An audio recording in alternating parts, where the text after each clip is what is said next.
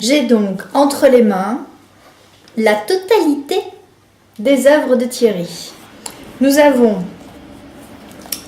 des haïkus qui ont été illustrés par... Michel Pinchard, une aquarelliste amie. Voilà. Et préfacé par François Soudard, quand même. Oui, juste. Il fallait le dire. Ah oui, non, mais là...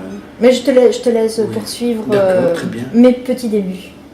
Alors, le journal d'un poète qui parle de ton trajet à Mon Compostelle. expérience du chemin de Camino Compostelle, préfacé par Daniel Charnieux.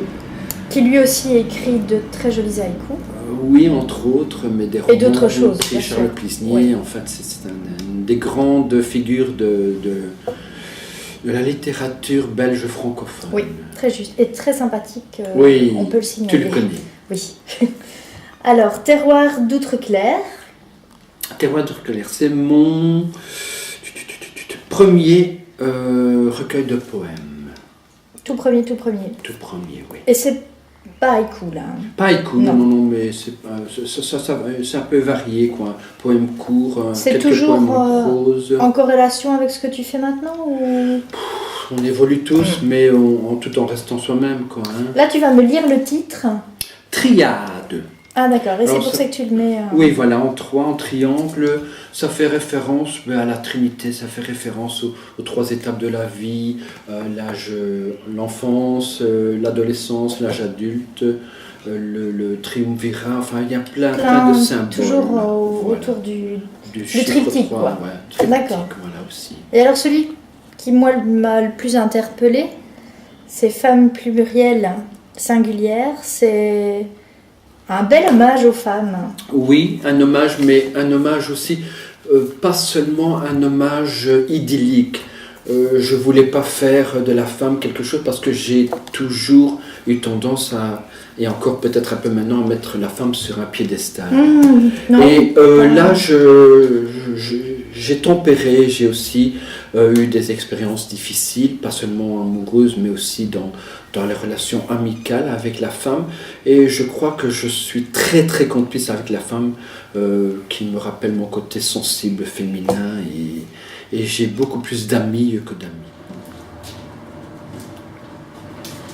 Alors, c'est ici que tu travailles. Oui, c'est ici que je travaille. Que tu écris. Que j'écris. Que je clapote. Je n'aime pas ça, clapoter sur mon ordi, mais c'est un instrument incontournable. Parce que moi je suis encore porte-plume, comme toi, pas. Comme moi. Et papier, avant tout. Et contact par téléphone. Et papier. Tu vas nous parler un petit peu de Clair de Luthe, si tu veux. Clair de Luthe, c'est une association, un club littéraire, un cercle littéraire pour parler français, qui existe depuis 24 ans. Et qui se trouve où? Qui se trouve à Mons et qui développe, qui encourage, un peu comme Chloé Delis finalement, les écrivains, les auteurs, les littéraires, donc les coups de cœur, aussi bien prose que poésie, et qui rassemble justement tous ces écrivains solitaires, ces écrivains solitaires, et qui s'auto-encouragent dans le sens... C'est un comité, oui, il y a des réunions, il y a des réunions, on a une revue, je peux vous montrer ce qui se fait comme revue. On a une revue qui s'appelle Aura, qui va en être à son 70e numéro. Oui, et avant c'était le numéro 69, qui n'était pas banal. Nous avons un thème autour de l'écriture. Le numéro 69, on l'a fait sur Eros, bien sûr. Il y a eu un concours, j'ai mis sur pied un concours pour les non-membres, qui a super bien donné. Ça a donné lieu à un spectacle avec une autre association, Bobino. C'était super, vraiment. Et on est devenu, après 24 ans, on est devenu une grande famille, quoi. Une famille, carrément. Une famille. Ouais. Un peu comme Chloé Delis, quelque part. Quoi. Alors Thierry va maintenant nous parler un peu